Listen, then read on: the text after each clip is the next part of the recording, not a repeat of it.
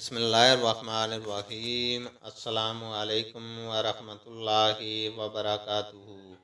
حدیث نبوی صلی اللہ علیہ وسلم ہے، عائشہ رضی اللہ تعالی عنہما تم سے بہت باتیں چھپا کر کہتی تھیں، تو کیا تم سے کعبہ کے بارے میں بھی کچھ بیان کیا؟ میں نے کہا ہاں۔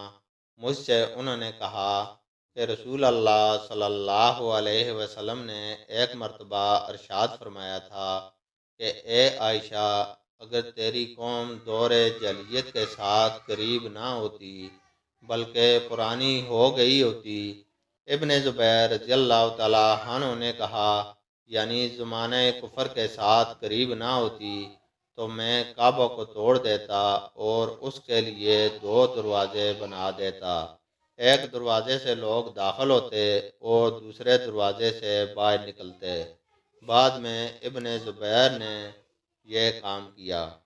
اللہ تعالیٰ سے دعا ہے کہ وہ ہمیں قرآن اور حدیث کو سننے، سمجھنے اور اس پر عمل کرنے کی توفیق عطا فرمائے، آمین۔